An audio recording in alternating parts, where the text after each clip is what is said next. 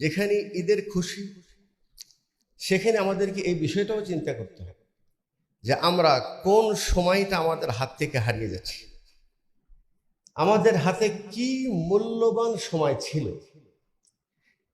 এটার কি আমরা কদর করতে পেরেছি? আর যখন রমজান শেষ হতে যাচ্ছে অথবা শেষ হয়ে যাচ্ছে, তো তাদের অন্তর যেন চিন্তিত হয়ে যাচ্ছে। এর কারণ কি? নাহমাদুহু ওয়া নাস্তাঈনুহু ওয়া নাস্তাগফিরুহু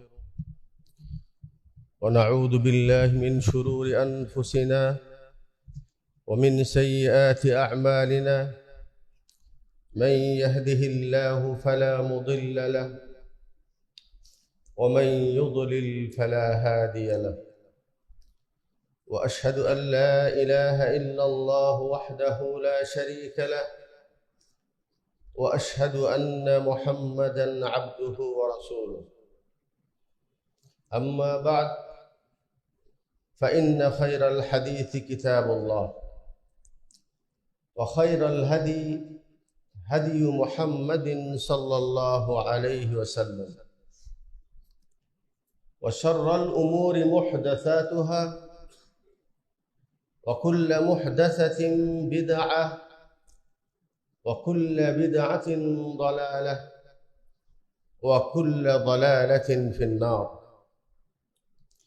أعوذ بالله من الشيطان الرجيم. يا أيها الذين آمنوا اتقوا الله حق تقاته ولا تموتن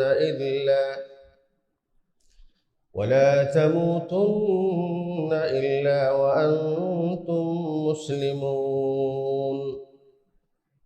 وقال تعالى: يا أيها الناس اتقوا ربكم الذي خلقكم من نفس واحدة وخلق منها زوجها وبث منهما رجالا كثيرا ونساء واتقوا الله الذي تساءلون به والأرحام إن الله كان عليكم رقيبا. يا أيها الذين آمنوا اتقوا الله وقولوا قولا سديدا يصلح لكم أعمالكم ويغفر لكم ذنوبكم ومن يطع الله ورسوله فقد فاز فوزا عظيما. وقال تعالى: ولتكملوا العدة ولتكبروا الله على ما هداكم ولعلكم تشكرون. وعن سهل بن سعد رضي الله عنه قال: قال رسول الله صلى الله عليه وسلم: إن الرجل لا يعمل بعمل أهل الجنة وهو من أهل النار وإن الرجل لا يعمل بعمل أهل النار وهو من أهل الجنة وإنما الأعمال بالخواتيم. প্রশংসা আল্লাহ সুবহানাহু ওয়া তাআলার জন্য। অসংখ্য কোটি দরুদ ও সালাম বর্ষিত হোক প্রিয় নবী মুহাম্মদুর রাসূলুল্লাহ সাল্লাল্লাহু আলাইহি ওয়াসাল্লামের উপর। আল্লাহুম্মা সাল্লি আলাইহি আল্লাহুম্মা বারিক আলাইহি।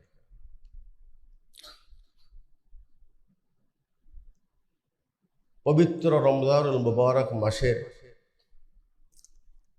একেবারে আমরা শেষ মুহূর্তে পৌঁছে গেছি, আলহামদুলিল্লাহ। আমাদের প্রত্যেকের মধ্যেই ঈদের প্রস্তুতি, ঈদের আনন্দ, ঈদের কেনাকাটায় অলরেডি আমরা ব্যস্ত হয়েই শুধু নয়, আমাদের অধিকাংশ সময় এই কাজেই আমরা ব্যয় করছি। আর এটাই স্বাভাবিক, কারণ আল্লাহ নবী সাল্লাল্লাহু আলাইহি সাল্লাম তিনি যখন মদিনায় আগমন করেছিলেন তখন মদিনাবাসীদেরকে দেখেছিলেন কানা লাহুম ইয়াউমান ইয়ালআবুনা ফীহিম, তাদের জন্য দুটি নির্দিষ্ট দিন ছিল, যেই দুই দিনে তারা আনন্দ এবং খেলাধুলা করত। রাসূল সাল্লাল্লাহু আলাইহি সাল্লাম তাদেরকে জিজ্ঞাসা করেছিলেন মা হাযান আল ইয়াউমানি তালআবুনা ফীহিম, এই দুইটি দিন বিশেষ দিন, যেই দিনে তোমরা কি দিন? তখন তিনি বলেছেন যে কুন্না ফি আইয়ামিল জাহিলিয়াতি নালআবু ফীহিমা, আমরা আইয়ামে জাহিলিয়াতের যুগ থেকেই এই বিশেষ দুই দিনে আমরা খেলাধুলা করে আসতেছিলাম। রাসূল সাল্লাল্লাহু আলাইহি ওয়াসাল্লাম বলছেন কাদ আবদালা লাকুমা খায়রাম মিনহুমা ইয়াউমাল ফিতরি ওয়া ইয়াউমাল আযহা, আল্লাহ তাআলা তোমাদের জন্য এই দুই দিনের পরিবর্তে অন্য দুটি দিন দিয়েছে আনন্দের জন্য। একটি হলো ঈদ উল ফিতর, আর একটি হলো ঈদ উল আযহা। সেই কারণেই আমাদের সকলেই ঈদের প্রস্তুতির আমরা নিচ্ছি। কিন্তু আজকের এই সংক্ষিপ্ত আলোচনায় রমজানের একেবারেই শেষ মুহূর্তে আমরা একটু চিন্তা করব, নাকিফ, আমরা একটু নিজেকে নিয়ে একটু ভাবব। সেটা কি? আমরা যদি আমাদের সালফে সালেহিনের আদর্শের দিকে তাকিয়ে দেখি, তাহলে ওনারা রমজান আসার আরো 6 মাস পূর্ব থেকেই রমজানের আগমনকে কেন্দ্র করে ওনারা অন্তরে একটা আনন্দ এবং খুশি অনুভব করতেন। আর যখন রমজান শেষ হতে যাচ্ছে অথবা শেষ হয়ে যাচ্ছে, তো তাদের অন্তর যেন চিন্তিত হয়ে যাচ্ছে। এর কারণটা হলেই রমজানে যখন সূচনা হয়েছিল, আপনারা সবাই শুনেছেন, জান্নাতের দরজা আল্লাহ পাক খুলে দিয়েছিলেন, জাহান্নামের দরজা বন্ধ করে দিয়েছে, শয়তানকে বেঁধে রেখেছিলেন। আর আজকে যদি শাওয়ালের চাঁদ উদিত হয়, এর বিপরীতটাই ঘটবে, এটাই স্বাভাবিক। তাহলে যেখানে ঈদের খুশি, সেখানে আমাদেরকে এই বিষয়টাও চিন্তা করতে হবে যে আমরা কোন সময়টা আমাদের হাত থেকে হারিয়ে যাচ্ছি। আমাদের হাতে কি মূল্যবান সময় ছিল, এটার কি আমরা কদর করতে পেরেছি? আর একটি হাদিস, আমি এটা নিজেকে এবং আমাদেরকে এটা স্মরণ করে এই বাকি সময়টুকু আমরা কিছু করতে পারি কিনা, সেটাই আমার মূল উদ্দেশ্য। আর একটা হাদিস আপনারা সবাই শুনেছেন, রাসূল সাল্লাল্লাহু আলাইহি ওয়াসাল্লাম তিনি মেম্বারে ওঠার সময় 3 বার আমিন বলেছেন। জিজ্ঞাসা করা হয়েছিল, তিনি উত্তর দিয়েছিলেন একটি, মান আদরাকা রমাদান ওয়ালাম ইউগফার লাহু, যিনি রমজান পেল, লাম ইউগফার লাহু, তাকে ক্ষমা করে দেওয়া হয়নি। জিবরাইল আলাইহিস সালাম বলছেন, সে কেমন হতভাগ্য মুসলমান, রমজান পেল, তাকে ক্ষমা করে দেওয়া হয় নাই। আবাদাহুল্লাহ, এই ব্যক্তির জন্য আর ক্ষমার সম্ভাবনা কম, আল্লাহ তাকে রহমত থেকে আরো দূরে সরিয়ে নিয়ে দেবে। দাখালান না, ওই ব্যক্তি নিশ্চিত জাহান্নামে চলে যাবে। এই কথার অর্থ হলো এই যে আল্লাহ পাক আমাদেরকে লম্বা প্রায় 1 মাস সুযোগ দিয়েছিলেন, আর এই রমজানের 1 মাসে আমাদেরকে কয়েকটি স্তরের সুযোগ আল্লাহ পাক দিয়েছেন। সিয়াম, কিয়াম, আশরুল আওয়াখির, শেষ দশক, লাইলাতুল কদর, কোরআন, আজকার, সাদাকা, সব ইবাদত দীর্ঘ 1 মাস যাবত আমাদেরকে অপশন দিয়ে রেখেছিলেন। তারপরেও আমরা কতটুকু করতে পেরেছি এই হাদিসের আলোকে, যেখানে আমাদের অন্তরে ঈদের আনন্দ বয়ে যাচ্ছে, সেখানে আমাদেরকে আজকের এই দিনে একটু চিন্তা করতে হবে যে আমি আমার অবস্থাটা কি এই হাদিসের আলোকে। আমি তো রমজান পেয়েছিলাম, আমি একটু নিজের দিকে তাকিয়ে দেখি, ইনশাআল্লাহ আল্লাহর কাছে আশা, আল ইমানু বাইনাল খৌফি ওয়ার রাজা। একদিকে আল্লাহর আশা থেকে নিজেকে নৈরাশ করবো না ইনশাআল্লাহ, এ রমজান থেকে আমরা সবাই উপকৃত হব ইনশাআল্লাহ, এবং আমরা জান্নাতে ফেরদাউসের আমরা আশাবাদী ইনশাআল্লাহ। তার সাথে সাথে আমাদেরকে এই জিনিসটাও ভাবতে হবে যে আসলে কি আমি সেই এমন কিছু কর্ম করতে পেরেছি আল্লাহ আমাকে সব ক্ষমা করে দিবেন। রমাজান শব্দটাই তো রমজ থেকে পুড়িয়ে ফেলে দেওয়া, তাহলে আমি কি আমার গুনাহকে পুড়ে ফেলে দিতে পেরেছি? একটু চিন্তা করতে হবে আমাদের। আমার গুনাহকে আল্লাহ পাক এমনি ক্ষমা করে দিবেন, এমনি পুড়ে ফেলে দিবেন? সিয়াম রাখলেই পুড়ে ফেলে দিবেন? কিয়াম করলেই পুড়ে ফেলে দিবেন?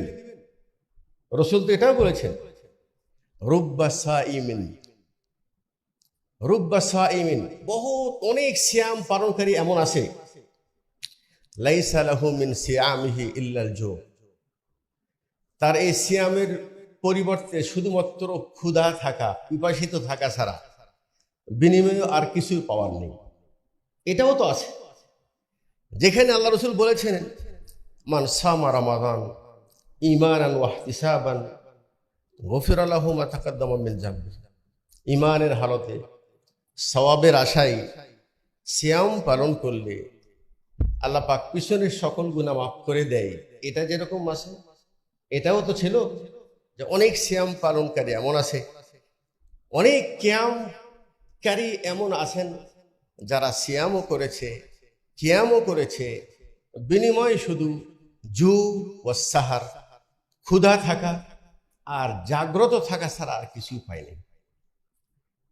এখানে একটি কথা স্মরণ করে দিই, সেটা হলো সিয়ামের মাধ্যমে, কিয়ামের মাধ্যমে, অন্যান্য সকল ইবাদতের মাধ্যমে যেই গুনাহগুলি ক্ষমা করে দেওয়া হয়, যেই গুনাহগুলি ক্ষমা করে দেওয়া হয়, অবশ্যই আল্লাহ পাক এই ইবাদতের মাধ্যমে গুনাহ ক্ষমা করে দেন। রাসূল বলেছেন, আস-সালাওয়াতুল খামস ওয়াল জুমআতু ইলাল জুমআহ ওয়া রমাদান ইলা রমাদান মুকাফফিরাতুন লিমা বাইনাহুন। 5 ওয়াক্ত সালাতের মাঝে যে সময়, 2 জুমার মাঝে সময়, এক রমজান থেকে আর এক রমজান পর্যন্ত যে সমস্ত মুসলমান নিয়মিতভাবে ইবাদত আদায় করেন, 5 ওয়াক্ত সালাত আদায়কারী, মাশাআল্লাহ, প্রত্যেক জুমায় জুমা আদায়কারী, রমজানের সিয়াম পালনকারী, এই কর্মগুলো যদি আমরা করতে পারি, তবে এখানে দুটো জিনিস, এই কর্মের বিনিময়ে সওয়াব পাওয়ার জন্য অবশ্যই দুটা শর্ত আমাদের থাকতে হবে। একটা হলো আমরা শুধুমাত্র আল্লাহর সন্তুষ্টির জন্য ইবাদত করব, আর আরেকটি হলো এই ইবাদতটি অবশ্যই নবী মুহাম্মদুর রাসূলুল্লাহ সাল্লাল্লাহু আলাইহি সাল্লামের বাতলানো তরিকা অনুযায়ী করার পর আমরা আশাবাদী ইনশাআল্লাহ এর মাঝের গুনাহ ক্ষমা হয়ে যাবে। কিন্তু কোন গুনাহ? এগুলি সব সগীরা গুনাহ, সগীরা গুনাহ। ইত্তাকুল্লাহ হাইসুমা কুন্ত, যেখানেই থাকো আল্লাহর ভয় করে চলো। ওয়া আতবাইস সাইয়্যাতিল হাসানাতা তামহুহা, যখনই কোনো অন্যায় হবে, কোনো পাপ কর্ম হয়ে যাবে, তারপরে কোনো একটা ভালো কাজ করে না। এটা একটা গুরুত্বপূর্ণ কথা, সবসময় মাথা রাখবে। মানুষ অন্যায় করতেই পারে, এটাই স্বাভাবিক, ভুল হতে পারে, সঙ্গে সঙ্গে আপনি একটা ভালো কাজ করেন, তামহুহা, ওই ভালো কাজ করলেই আগের যে মন্দ কাজ আল্লাহ পাক সেটাকে মিটিয়ে দিবেন, সুবহানাল্লাহ। কিন্তু এখন পর্যন্ত যেটা মিটতেছে এটা হলো সাগীরা গুনাহ। আর একটি বড় গুনাহ আছে, কাবায়ের, কাবীরা গুনাহ, সেটা শুধু এমনি সিয়াম পালন করলেই, সালাত আদায় করলেই, রমাদানে ওমরা করলেই, হজ আদায় করলেই কি ক্ষমা হয়ে না। এটার জন্য অবধারিত তওবা, অবধারিত তওবা, তওবা ছাড়া এই সকল গুনাহ মাফ হয় না। এটা আজকে আমাদেরকে একটু চিন্তা করতে হবে। আর তওবার অর্থ কি এটাও বুঝতে হবে। তওবার অর্থ এটা নয় যে কেউ মৃত্যুর আগ মুহূর্তে যে আমি তাকে তওবা পড়াই, যে তুমি পড়ো তওবা। তওবা পড়ে তওবা হয় না। তওবা এমন একটি জিনিস, এটা মনের পরিবর্তনের ব্যাপার। যেই গুনাহ থেকে আমি তওবা করতে চাচ্ছি, তার মানে কি, রমাদানের পূর্বে আমার একটা অবস্থান ছিল, রমাজান আমাদের পরিবর্তন হয়ে গেছে, রমজান আলহামদুলিল্লাহ। রমাজানের পূর্বে মসজিদ ফুল দেখা যায় না, কিন্তু রমজানে মাশাআল্লাহ অধিকাংশ মসজিদের মুসল্লি মসজিদ ফুল। তার মানে আমার পরিবর্তন হয়েছে। তাহলে পরিবর্তন যদি হয়ে থাকে, তাহলে তওবার প্রথম শর্ত যে আমার পূর্বে যেগুলি কবিরা গুনাহ আছে, নিয়মিত সালাত আদায় করতাম না, অনেক বড় কবিরা গুনাহ, কুফরি পর্যন্ত পৌঁছে দেয় মানুষ। তাহলে আমি যদি নিজেকে এই রমজান থেকে পরিপূর্ণ মুক্ত করাতে চাই, জান্নাতি করতে চাই, গুনাহ থেকে মুক্ত হতে চাই, তাহলে তওবার অর্থ হলেই আমার জীবনে যত বড় বড় কবিরা গুনাহ সংঘটিত হয়েছে, এই কবিরা গুনাহ থেকে নিজেকে প্রথমে বিরত রাখতে হবে, ছেড়ে দিতে হবে। আর কবিরা গুনাহ করব না, আগে ছাড়েন, এটা ছেড়ে দিতে হবে। আর একটা কি করতে হবে, ইউনদাম আলাই, এটা অপরাধ স্বীকার করে নিতে হবে, লজ্জিত হতে হবে, আমি তো পাপ করেছি, অন্যায় করেছি, এটা করতে হবে। 3 নম্বর, অন্তরে দৃঢ় প্রতিজ্ঞা থাকবে যে ওই কর্মগুলি আর করব না। তো যেই মুহূর্তে আমি তওবা করছি, রমজান প্রায় শেষ পথে, যেই মুহূর্তে আমি তওবা করছি, এই মুহূর্তে এই 3টা জিনিস একেবারে পুরাটাই আমার ভেতরে থাকতে হবে, মনের ভেতরে কোনো সন্দেহের অবকাশ নেই। কিন্তু আমাদের তওবা যেটা হয়, আর তওবাতুল মুআল্লাক, আমরা যে তওবা করি সেটা হলেই আমরা বলি ভালো হব, ভালো হয়েছি এটা বলি না, ভালো হব। ভালো হব এটা তওবা নয়, ভালো হয়েছি, সালাত ছেড়ে দিব না, অন্যায় অপকর্ম করব না, দৃঢ় প্রতিজ্ঞা অন্তর নিয়ে যদি আমি তওবা করে থাকি, তাহলে ইনশাআল্লাহ ইবাদতের মাধ্যমে সাগীরা গুনাহ ক্ষমা হয়ে গেছে। আর তওবার মাধ্যমে যত গুনাহ আছে, আর তাওবাতু তাহদিমু মা কানা ক্বাবল, পূর্বের যত অপরাধ থাকে তওবার কারণে আল্লাহ পাক ক্ষমা করে দেবেন ইনশাআল্লাহ। তাহলে আমরা জানতে পারলাম যে এই রমজান থেকে পরিপূর্ণ উপকৃত হওয়ার জন্য আমাদেরকে 2টি কাজ বুঝা করতে হবে। একটি কাজ হলেই যেটা বললাম, ইবাদত করতে হবে আল্লাহর সন্তুষ্টির জন্য, আল্লাহ রাসূলের তরিকা অনুযায়ী। আর আরেকটি হলো নিজের অপকর্মের প্রতি তওবা এবং ক্ষমা আল্লাহর কাছে চাইতে হবে। তওবার ক্ষেত্রে আমাদের একটা ভুল ধারণা আছে, সেটা হলেই আমরা মনে করি যে তওবা করব, এখনো তো বয়স বাকি আছে, চাকরিতে এখনো রিটায়ার্ড হয় নাই, মানে উনি সুদ খাতেই আছে, উনি এখন হজ করতে যান না, উনি চাচ্ছেন জীবনের শেষ মুহূর্তে যখন রিটায়ার্ড হয়ে যাবে, সুদ ঘুষ নেওয়া একেবারে বিল্ডিং বাড়ি সবকিছু কমপ্লিট হয়ে যাবে, এরপরে জীবনের শেষ মুহূর্তে যে মক্কায় যেয়ে হজ করে সব গুনাহ থেকে মুক্ত হয়ে আসব। এরকম বহু মুসলমান এই তওবার অপেক্ষায় বসে আছে, কিন্তু সবার নসিবে এই তওবা হয় না।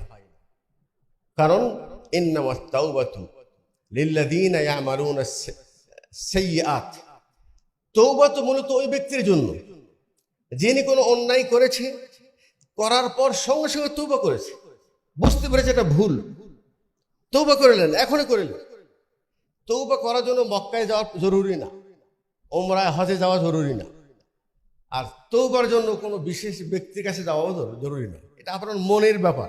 দেখেন, আপনি নিজে কি ভালো করতে চান, আপনি কি নিজেকে গুনাহ মুক্ত করতে চান, তাহলে আপনার জন্য এখনই দেরি নেই। ওয়াল্লাযীনা ইযা ফাআলু ফাহিশাতান আও যালামু আনফুসাহুম যাকারুল্লাহ ফাস্তাগফিরু লিযুনুবিহিম। যখনই কোনো অন্যায় কাজ হয়েছে, স্মরণ আসছে আমার রব আমাকে দেখে ফেলে দিয়েছে, ফাস্তাগফিরু লিযুনুবিহিম, তখনই আল্লাহর কাছে ক্ষমা চাই, আল্লাহ তোমাকে ক্ষমা করে দাও। এটা সহজ, এর জন্য কোনো পয়সা খরচের প্রয়োজন নেই, কোথাও যাওয়ার প্রয়োজন নেই, নিজের কাপড় চোপড় পরিবর্তন করার প্রয়োজন নেই, মসজিদে ঢোকাও প্রয়োজন নেই, যেখানে আছি সেখানেই। আমরা তো ইতিহাস জানি, 99 জন মানুষকে হত্যা করে কাউকে জিজ্ঞাসা করেছিল আহলে ইলম কে, তাকে বলা হয়েছিল অমুক ব্যক্তি। তো আমি তো 99 জন মানুষকে হত্যা করেছি, আমার কি তওবার কোনো অবকাশ আছে? বলছে না, এটা সম্ভব। এটা হলো জাহিল, মানে শুধু ইবাদতকারী, ইলম নাই। বলছে একজন মানুষকে হত্যা করলে আল্লাহ জাহান্নামে বলেছে 99টা মানুষকে, ও রাগে ওকেও হত্যা করেছে, 100টা পুরোপুরি হয়ে গেছে। এরপরে একজন আহলে ইলম, যার কাছে প্রকৃত ইলমের জ্ঞান আছে, জিজ্ঞাসা করেছে, হ্যাঁ তওবার দরজা খোলা আছে, বন্ধ হয় নাই একেবারে, হাত্তা লা ইউগারগির, মৃত্যুর আগ মুহূর্ত পর্যন্ত, কিয়ামতের আগ মুহূর্ত পর্যন্ত তওবার দরজা শুধু খোলা নেই, বরং আল্লাহ তাআলা আমাদেরকে প্রত্যেক দিন সকাল এবং সন্ধ্যায় ইন্নাল্লাহা ইয়াবসুতু ইয়াদাহু বিল-লাইল লিয়াতুবা মুসিআন নাহার, আল্লাহ পাক তো প্রত্যেক দিন আমাকে শেষ রাত্রে এসে ডেকে ডেকে বলেন মান ইস্তাগফিরুনি আগফির লাহু, আল্লাহ পাক আমাকে ডাকতেছেন প্রত্যেক রাত্রে। আল্লাহ রাসূল বলছেন এই রমাদান মাসে আল্লাহ পাক লিল্লাহি ওয়াতাকাউ মিনান নার, প্রত্যেক রাতে আল্লাহ পাক মানুষদেরকে জাহান্নাম থেকে মুক্ত করে দিয়েছে। আমার বলার অর্থ হলো এই, ঈদের খুশি আমাদের মধ্যে থাকবে, এটাই স্বাভাবিক, কিন্তু রমজানের বিদায় মুহূর্তে আমরা কি একটু ভেবে দেখেছি যে আমি কি পেলাম? আল্লাহ পাক আমাকে কেন দিয়েছিলেন এই সিয়াম? লাআল্লাকুম তাত্তাকুন, এইটাই অর্থ। এটাই অর্থ হলো লাআল্লাকুম তাত্তাকুন, পরিবর্তন, চেঞ্জ, আগের জীবন এখন আর জীবন নয়। এই জন্য একজন আরবি কবি তিনি বলছেন লাইসাল ঈদু লিমান লাবিসাল জাদিদ, আসলে ঈদ এটা নয় যে নতুন কাপড় পরেছ, ওয়ালাকিন্নাল ঈদু লিমান তাআতুহু তাজিদ, আসলে ঈদ তো ওই ব্যক্তির জন্য যার ইবাদত আগের চাইতে এখন আরো বৃদ্ধি পেয়েছে। আল্লাহ তুই আমাদেরকে তৌফিক দান কর। বুঝছেন, ওয়ালাকিন্নাল ঈদু লিমান খাফা মাকামাল ওয়াঈদ, মূলত ঈদ তো ওই ব্যক্তির জন্য যার অন্তরে কিয়ামতের ভয় ঢুকে গেছে, এটাই হলো মূলত ঈদ। এটাই আল্লাহ বলছেন যদি কেউ এইভাবে ঈদ উদযাপন করে রমজান কেটে থাকতে পারি, আল্লাহ আমাদেরকে তৌফিক দান করে। আজকে জুমা, রমজানুল মুবারক মাসের একেবারে শেষ জুমা, একেবারে শেষ মুহূর্ত, আল্লাহর কাছে দোয়া করছি, তওবা করছি, আল্লাহ তুমি আমাদেরকে এই হাদিসের আলোকে আমরা মাহরুম করিও না। আয় আল্লাহ, আমরা আমাদের সকল গুনাহ থেকে নিজেকে তওবা করছি, ইস্তেগফার করছি, আল্লাহ তুমি আমাদেরকে সে তৌফিক দান করো। রমাজান চলে যাবে, আমাদের জীবন যেন আল্লাহ পরিবর্তন হয়ে যায়, আমরা যেন আরো বেশি করে ভালো কর্ম করতে পারি, আমাদের অন্তরে যেন সে কিয়ামতের ভয় চলে আসে, আল্লাহ তুমি সেটা আমাদেরকে দান করে দাও। এটা ছিল প্রাথমিক পর্যায়ে রমজানের শেষ মুহূর্তে। আর যে কথাটি বললাম সেটা হলো ইন্নামাল আমালু বিল খাওয়াতিম, আসলে মূলত বাংলায় একটা কথা বলে শেষ ভালো যার সব ভালো তার, শেষটা ভালো হতে হবে। যে ব্যক্তি 99 জন মানুষকে হত্যা করেছিল, 100 জনকে হত্যা করলো, ওই ব্যক্তি কারো কাছে যায়নি, ওমরা করতেও যায়, তার অন্তরে পরিবর্তন, আমি পাপ করেছি, আমাকে পাপ থেকে মুক্ত হতেই হবে। আচ্ছা হবে, সমস্যা নেই, তুমি আসলে এই গুনাহ থেকে তুমি নিজেকে ফিরে নাও, আর না করার প্রতিজ্ঞা করো, আল্লাহর কাছে ক্ষমা চাও, আর এই গ্রাম ছেড়ে আরেক গ্রামে চলে যাও, ওই গ্রামটি ভালো গ্রাম, এটা এখানে তোমার অন্যায় কাজ, এখান থেকে চলে যাও। ও যাচ্ছে, পথেই চলে আসছে মালাকুল মউত, জান কবজ করা হয়েছে, এখন সে জান্নাতে যাবে নাকি জাহান্নামে যাবে? দুটা ফেরেশতা চলে আসছে, রহমতের ফেরেশতা, আযাবের ফেরেশতা। আযাবের ফেরেশতা বলছে সে 100টা মানুষকে হত্যাকারী, আমি জাহান্নামে নিয়ে যাব। রহমতের ফেরেশতা বলছে না, সে তওবা করেছে, জান্নাতে নিয়ে যাবে। ঝগড়া, আল্লাহ পাক আমাদেরকে বুঝানোর জন্য, আল্লাহ সব জানে, তৃতীয় ফেরেশতা পাঠিয়ে দিয়ে বলছে দুই পাশের জায়গাটি মেপে দেখো কোনটা বেশি। মাপার পর দেখা যাচ্ছে যেই গ্রাম থেকে আসতেছে ওই দিকেই বেশি, আর যেই দিকে যাচ্ছে সেটা কম। কোন কোন বর্ণনা এটা আছে ওই ব্যক্তি মাটিতে পড়ে যাওয়ার পর হামাগুড়ি দিয়ে আগে বাড়ার চেষ্টা করতেছে, আমাকে তো ওই গ্রামে যেতে হবে। এটা নাম হলো তৌবা। আর আমাদের তৌবা পড়ি, এটা একটা মনের সান্ত্বনা যে তৌবা করে দিলাম। আর আরেকটা যেটা কথাটা বলছিলাম সেটা হলে তৌবাকে পিছিয়ে রাখা, শেষ মুহূর্তে যে পিছিয়ে রাখার কোনো অবকাশ নেই। আর একটা ধারণা যে সেটা হলে তৌবা করলে তো সব শেষ, আর কিছু পরে করা যাবে না, জি না। আপনি যখন তৌবা করছেন তখন আপনি পরিপূর্ণ আন্তরিক কিনা, যদি আন্তরিক থাকেন তাহলে এর পরে আরো যদি 100 বারও পাপ করেন, 1000 বারও অন্যায় হয়ে যায়, এরপরে মনে একটা বড় আশা নিয়ে আল্লাহর কাছে হাত তুলবেন, আল্লাহ আমার রব আছে, যার কাছে ক্ষমা চাইলে তিনি ক্ষমা করে দেন। কতবার এটা দেখার কোনো ব্যাপার না, ক্ষমা চাইলেই ক্ষমা করে দেন। এরকম মনে বড় আশা নিয়ে 100 বার যদি তৌবা করি তাহলে আল্লাহ সেই তৌবা কবুল করতে কোনো বিরক্তবোধ হবে না। তাহলে আমাদের সমস্যাটা কোথায়? আমাকে তৌবা করতে সমস্যা কোথায়? জি, সবচাইতে বেশি বেশি পড়বেন আস্তাগফিরুল্লাহ ওয়া আতুবু ইলাইহি, আস্তাগফিরুল্লাহ আল্লাযী লা ইলাহা ইল্লা হুয়াল হাইয়ুল কাইয়্যুম ওয়া আতুবু ইলাইহি, সাইয়্যিদুল ইস্তিগফার। এটা পড়বেন ইনশাআল্লাহ। আমাদের উম্মতে মুসলিমার জন্য একটা দুর্ভাগ্য, সেটা হলে যে 1450 বছর পরও আমরা প্রকৃত ইসলামের বাস্তবতা জানতে পারলাম না। এই কথাটা বলার অর্থ হলেই আমি আজকে বক্তব্য দিচ্ছি যে আমাদের রমজানের শেষ মুহূর্ত, অথচ ইতিমধ্যে আপনি সোশ্যাল মিডিয়াতে দেখেছেন বহু জায়গায় আজকে সৌদি আরবের সাথে তারা একসাথে মিলে ঈদ যাপন করছে। এই ইখতিলাফ কি এমন একটা বড় ইখতিলাফ যে ইখতিলাফের গবেষণা আজকে 1450 বছর পর্যন্ত সম্ভব হয়নি? এরকম ইখতিলাফ কি এটা? এ তো নতুন ইখতিলাফ, এই ইখতিলাফ আগে ছিল না। এখন মিডিয়ার মাধ্যমে যেমন জানতে পারছেন সৌদি আরবে ঈদ উদযাপন হচ্ছে, চাঁদ উঠেছে। আপনি একটু পিছনের দিকে তাকিয়ে দেখেন, যখন এই সোশ্যাল মিডিয়া ছিল না তখন তারা কিভাবে জানতেন? কোন অবকাশ ছিল? এখন তারা বলে তখন ছিল না, এখন আছে। তখন জানতাম না, এখন জেনেছি, বিদায় আমাকে হতে হবে, এটাই তারা বলে। ঠিক আছে, তো ইসলাম কি সময়ের সাপেক্ষে চেঞ্জ হয়ে যায় বিধান? আল্লাহ যখন বলেছিলেন সুমু লিরুইয়াতিহি ওয়া আফতিরু লিরুইয়াতিহি, চাঁদ দেখে সিয়াম শুরু করো, চাঁদ দেখে সিয়াম ছেড়ে দাও, তখন তিনি কি বলেছিলেন যে যখন মিডিয়া যদি এরকম হয় বা কোনো মাধ্যমে যদি জানতে পারো, ইতিহাস ভরা, খুব বিস্তারিত আলোচনার প্রয়োজন মনে করছি না, এতটুকু বলছি সেটা হলে এটা আমার জন্য একটা দুর্ভাগ্য। এর সাথে সাথে দেখা যাচ্ছে যারা এই কর্মগুলি করছে তারা কোনো গ্রহণযোগ্য আলিম নয়। তাদের একটাই যুক্তি যে মুসলমান এক হতে হবে, সারা পৃথিবীর মুসলমান একসঙ্গে ঈদ করবে। তুমি কোথায় মুসলমানের ঐক্য চাচ্ছ? পুরা গ্রামের লোক আগামীকাল ঈদ করবে, আর ওখান থেকে 10 জন 15 জন 20 জন, আপনি সোশ্যাল মিডিয়ায় দেখেন সংখ্যা এরকম, এনারা আলাদাই একটা ঈদগাহে আজকে সালাত করছে। তো আপনি কি মুসলিমদের ঐক্য করলেন, নাকি আপনার গ্রামের মধ্যে আরো 10টা দল করলেন? কোথায়? এটার দ্বারা কি লাভ কি হলো? এই বিষয়ে সতর্ক থাকতে হবে। আল্লাহ বলছেন যে কারো কথা শুনে ফতোয়া নেওয়া যাবে না। ফাসআলু আহলা যিকরি ইন কুনতুম লা তা'লামুন, যাদের কাছে ওহীর জ্ঞান আছে, যারা ইলম সম্পর্কে গভীর জ্ঞানী, তাদেরকে জিজ্ঞাসা করে নিজের মাসআলা ঠিক করতে হবে। আল্লাহ পাক আমাদেরকে রমজানের শেষ মুহূর্তে আরেকটি গুরুত্বপূর্ণ ইবাদত দিয়েছে, সেটা হলো যাকাতুল ফিতর। আর যাকাতুল ফিতর এটা কোনো সুন্নত মুস্তাহাব নয়। ফারাদা রাসূলুল্লাহ সাল্লাল্লাহু আলাইহি ওয়াসাল্লাম যাকাতুল ফিতরি সাআম মিন তামারিন, রাসূল সাল্লাল্লাহু আলাইহি ওয়াসাল্লাম যাকাতুল ফিতরকে ফরজ করে দিয়েছে।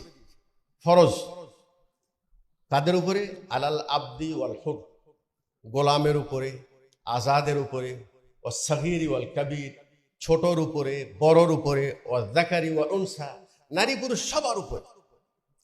এখানেও দেখেন এক শ্রেণীর আমাদের মাযহাবী ভাইরা দোহাই দিয়ে তারা এই যাকাতুল ফিতর শুধুমাত্র যাদের উপর যাকাত ফরজ তাদেরকে বলছে তারা যাকাতুল ফিতর দিবে, আর বাকি তাদের উপর এটা কোনো ওয়াজিব নয়। রসুলের ভাষা কি? এটা কার ভাষা? এটা মানুষের ভাষা? রসুলের ভাষা। এটা সাহাবীদের জন্য বলেছেন, কিয়ামত পর্যন্ত সকল মুসলিমের জন্য একই নির্দেশ, সবার উপর যাকাতুল ফিতর। হ্যাঁ, যেই ব্যক্তির বাড়িতে ঈদের দিনের খাবার আছে, নিজের জন্য, নিজের পরিবারের জন্য ঈদের দিন তারপরে 1 দিন পরের জন্য কিছু খাওয়া তার কাছে আসে, উনি যাকাতুল ফিতর আদায় করবেন। কারণ কি দরকার ওনারও আছে, ওনারও প্রয়োজন। কি প্রয়োজন? এর শরীয়তের ভাষাটা বোঝেন। বলছেন তোহরাতুল লিসাইমি লিল্লাগwi ওয়ার রাফাস মিনাল লাগwi ওয়ার রাফাস।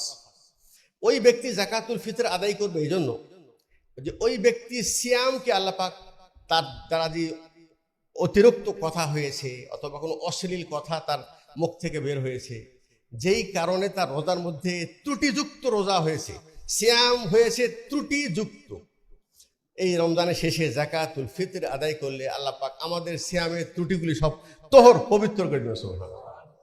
এত বড় একটি গুরুত্বপূর্ণ ইবাদত, সেখানে আমরা অধিকাংশ মুসলমানদেরকে এখান থেকে মাহরুম করে দিয়েছি। হ্যাঁ, আর একটি অপশন, সেটা হলে তো আমতুল লিল মাসাকিন। যাকাতুল ফিতর এই জন্য আদায় করবো যেন মিসকিনদের খাদ্য হয় ঈদের দিন।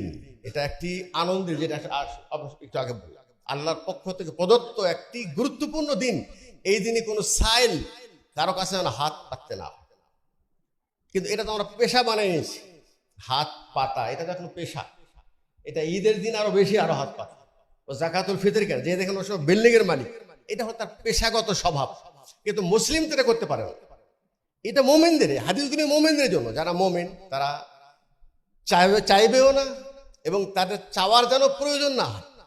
ঈদের দিনে ঈদগাহে যাওয়ার পূর্বেই তুমি তোমার যাকাতুল ফিতর গরিবের হাতে পৌঁছে দাও।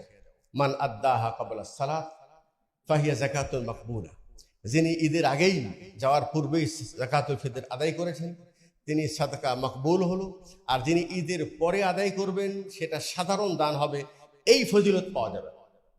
এই জন্য যাকাতুল ফিতর কি দিয়ে দিবেন? সাআম, রসুলের যুগে মিন তামারিন আও শাইরিন আও আকিতিন আও জাবিদ। আরবরা তখন যেটা খেত, খেজুর খেতেন, কিশমিশ খেতেন, শাইর খেতেন, এবং এইগুলি দিয়ে ওনারা যাকাতুল ফিতর আদায় করতেন। কিন্তু আবু সাঈদ খুদরী রাদিয়াল্লাহু তাআলা আনহু তিনি বললেন যে কুন্না নুখরিজু ফি জামানি নবী সাল্লাল্লাহু আলাইহি ওয়াসাল্লাম সাআম মিন তাআম। আমরা রসুলের যুগে যাকাতুল ফিতর আদায় করতাম 1 সা খাদ্য দিয়ে। স্পষ্ট রসুলের নির্দেশ, সাহাবীর আমল। এখন আমরা এখানে যুক্তি খাড়া করেছি যে ওর বাড়িতে তো চাল আছে, সিমাই দরকার, গোশ কেনার দরকার, কাপড় কেনার দরকার। এটা হলো আমরা। এখন আমরা মনে করি আমাদের বিবেক নাউজুবিল্লাহ শরীয়তের উপরে নিয়ে চলে যাই। আমরা ভুলে গেছি আল ইবাদাত তাওকিফিয়া, ইবাদত আমার ইচ্ছা মতো করলে হবে না। আল্লাহ প্রদত্ত দিন বিধান আত্মসমর্পণ করতে হবে, যেটা যেখানে সেরকম ব্যাস। এখানে নিজের মান্তিক, নিজের বিবেক খাটানোর কোনো প্রয়োজন নেই। দুঃখের বিষয়, আজ মুসলিমদেরকে সিরাতে মুস্তাকিম থেকে সরানোর জন্য যে কত রকম বাহানা আমরা শরীয়তের মধ্যে বানিয়ে নিয়েছি, তার কোনো হিসাব নেই। এখন এই যুক্তি খাড়া করে এখন আমাদের সমাজে টাকা নির্ধারণ করে দিয়েছে। এটা বুঝি না। আরব দেশে আমরা দেখছি মাশাআল্লাহ, এখন যে দেখেন প্রত্যেক দোকানের সামনে চালের বস্তা, চাল কিনে দিচ্ছে। ঈদের দিন রাত 1টা পর্যন্ত মানুষ বাইতুল মালে চাল জমা দিচ্ছে, ওখান থেকে বিতরণ হচ্ছে, জমা দিচ্ছে, বিতরণ হচ্ছে। হ্যাঁ, রাত 1টার পরে তুমি ঈদের দিনে সকালে দিবা, তোমার দায়িত্ব দিয়ে দাও। ওরা দিচ্ছে, ঈদের আগে পৌঁছায় দিচ্ছে, গরিবদের মাঝে পৌঁছায় দিচ্ছে। সেখানে সুন্দর একটা ব্যবস্থা আছে, আর আমরা ওটাকে সহজ করে দিয়েছি। একে তো টাকা দিয়েছি, এরপরে আবার কত সুন্দর যুক্তি দেয়। কেউ যদি খেজুর দিয়ে যাকাতুল ফিতর দেয় তাহলে এত টাকা, কেউ যদি আটা দিয়ে দেয় তাহলে এত টাকা।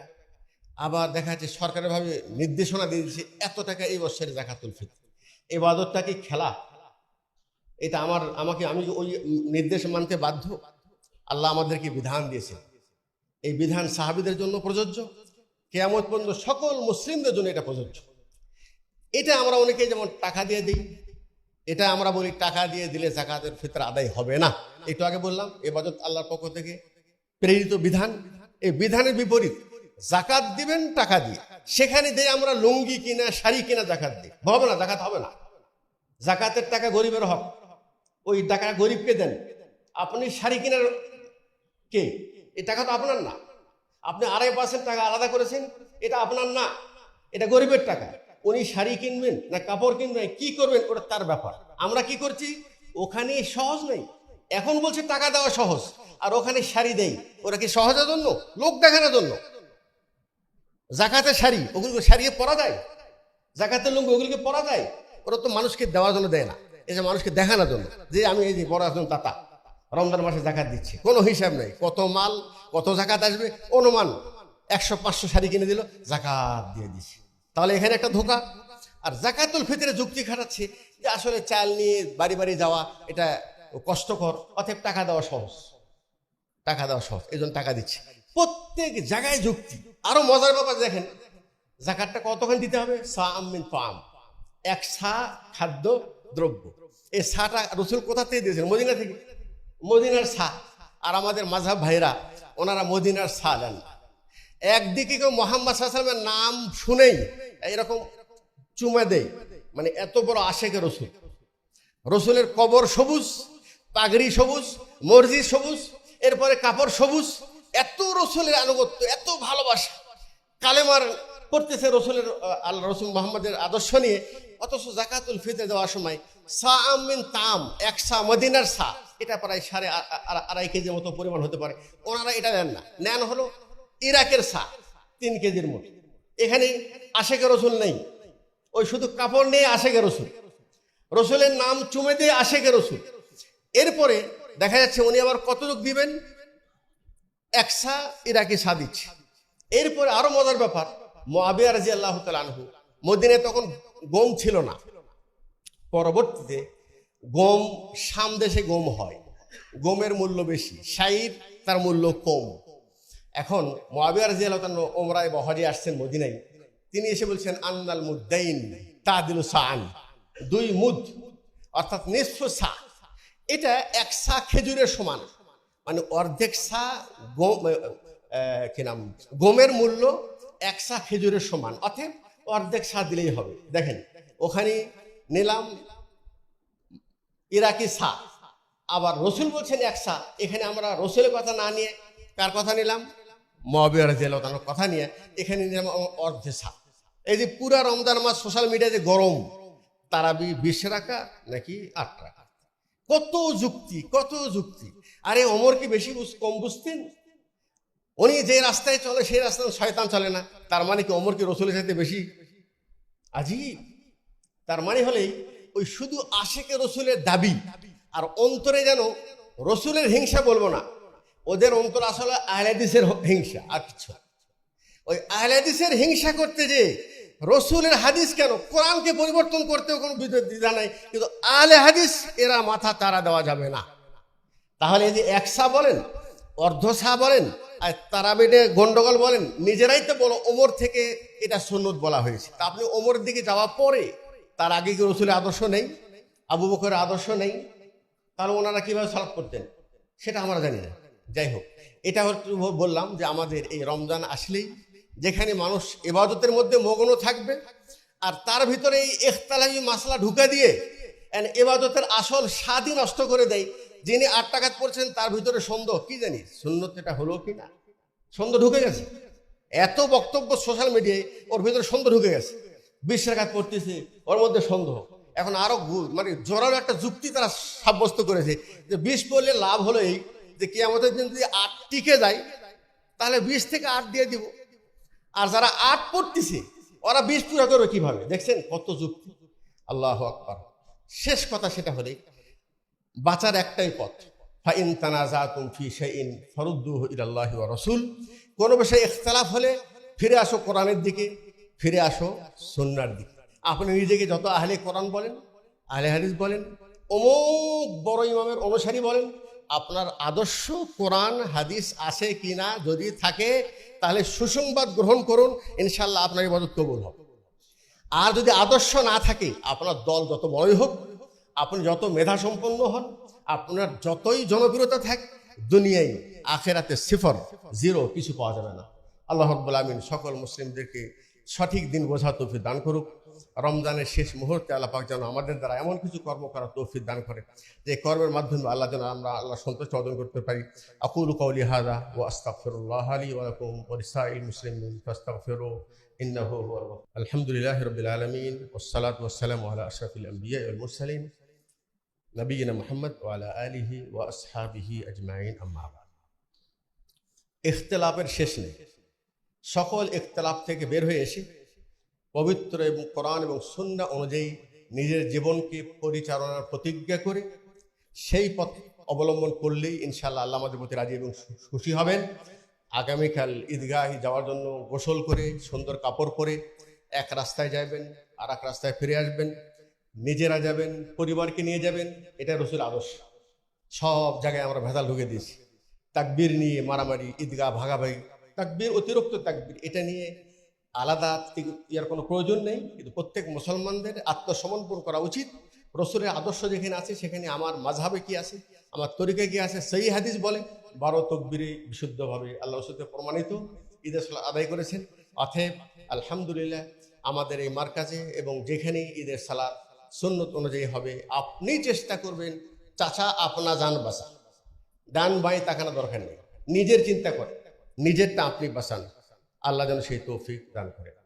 আজকের জুমার খুতবা আমি দেওয়ার কোনো যোগ্যতা, আমার এখানে ওঠা বা আমার এখানে আসা, এটা কোনো প্রশ্নই আসে না। আমাদের মহতার আমির জামাত আমার সামনে বসা অবস্থায় আমি খুতবা দেওয়া আমার জন্য এটা অত্যন্ত কষ্টকর। আপনারা জানেন আমি সৌদি আরবের থেকেই ওনার সেই ভিডিওটা দেখেছি। সেটা আমার মনে হয় এমন কোনো মানুষের চোখ থেকে পানি ঝরে নেই। মানে সোশ্যাল মিডিয়ায় তো মন্তব্য দেখা যায়, যে অবস্থা আমরা দেখেছিলাম। উনি শারীরিকভাবে অসুস্থতার কারণে আমাকে বলছেন খুতবা দেওয়ার জন্য। আমি এই রমজানের এই জুমাতে মোহতারাম আমির জামাতের জন্য এই জুমার খুতবায় খাসভাবে দোয়া করছি, শাফাহুল্লাহ শিফা কামিলান আজিল। আল্লাহ যেন ওনাকে দ্রুত শেফা দান করেন, পরিপূর্ণ শেফা দান করেন। আযহিবুল বা'স রাব্বান নাস ওয়াশফি আনতা শাফি লা শিফা ইল্লা শিফা শিফা আল্লাহ ইগাদিরু সাকাম। ওনার এলেম, ওনার খেদমত আমরা আরো দীর্ঘদিন চাই। আল্লাহ যেন ওনার খেদমতকে বাড়িয়ে দেয়। আল্লাহ যেন ওনার হায়াতে তাইয়্যিবা আল্লাহ যেন বৃদ্ধি করে দেয়। আল্লাহুম্মা গফির লানা ওয়া লিওয়ালিদিনা ওয়া লিজামিইল মুসলিমিনা ওয়াল মুসলিমাত ওয়াল মুমিনিনা ওয়াল মুমিনাত আল আহইয়াই মিনহুম ওয়াল আমওয়াত বিরহমাতিকা ইয়া আরহামার রাহিমিন। আল্লাহুম্মা আসলিহ আহওয়ালাল মুসলিমিন। আল্লাহুম্মা ইন্না নাসআলুকাল জান্নাহ ওয়া মা কাররাবা ইলাইহা মিন কওলিন আও আমাল। ইন্না আল্লাহা ওয়া মালাইকাতাহু ইউসাল্লুনা আলান নবী ইয়া আইয়ুহাল্লাযীনা আমানু সাল্লু আলাইহি ওয়া সাল্লিমু তাসলিমা। اللهم صل على محمد وعلى آل محمد كما صليت على إبراهيم وعلى آل إبراهيم إنك حميد مجيد. اللهم بارك على محمد وعلى آل محمد كما باركت على إبراهيم وعلى آل إبراهيم إنك حميد مجيد. اللهم أعتق رقابنا من النار. اللهم أعتق رقابنا رقاب آبائنا وأمهاتنا وأزواجنا وذرياتنا من النار. اللهم إنا نسألك الجنة وما قرب إليها من قول أو عمل، وأعوذ بك من النار وما قرب إليها من قول أو عمل. اللهم أحسن عاقبتنا في الأمور كلها وأجرنا من خزي الدنيا وعذاب الآخرة. اللهم إنا نسألك العفو والعافية في الدنيا والآخرة. اللهم إنا نسألك العفو والعافية في ديننا ودنيانا وأهلنا ومالنا. اللهم استر عوراتنا وآمن روعاتنا. اللهم احفظنا من كل بلاء الدنيا والعذاب الآخرة. اللهم وفقنا لما تحب وترضى. سبحان ربك رب العزة عما يصفون وسلام على المرسلين والحمد لله رب العالمين.